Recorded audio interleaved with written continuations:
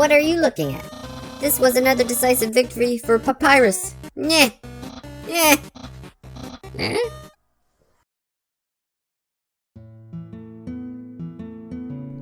If you go back the last couple years and look at the games that received the most hype, you could draw two conclusions.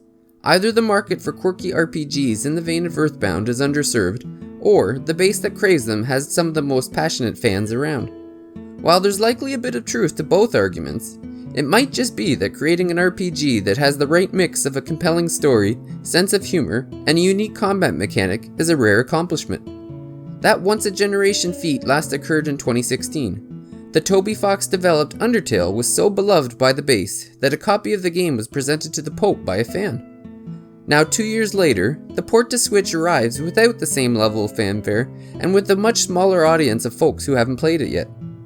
But even in the shadow of its own success, Undertale is still one of those gaming experiences worth having. Going in blind, or at least with as little knowledge as possible, is the best way to experience Undertale.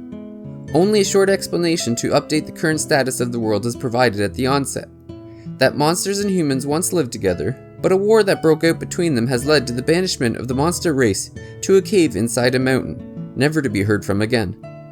Any humans that were foolish enough to explore the area have yet to return, and this is where we find our hero. The protagonist you'll play as is one of those foolish humans, awakening at the bottom of a cavern, deep within the monster world.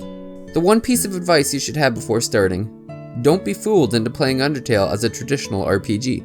Sure, a fighting option is present, and successfully winning battles does provide experience points, but it's not the intended way to progress.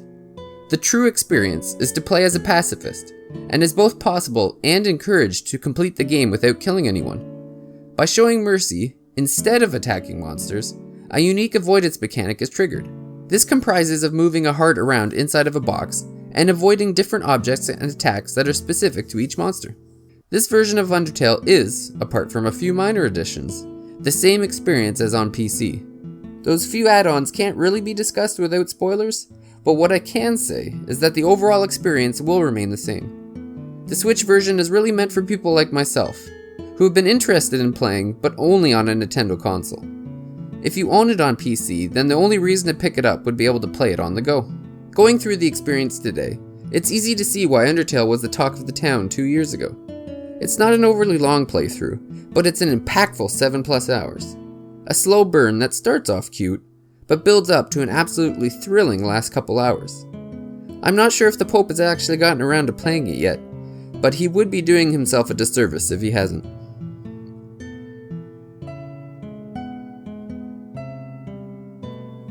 Thank you very much for watching NWR TV. Please make sure to subscribe so that you don't miss out on any of our great reviews from our terrific NWR staff.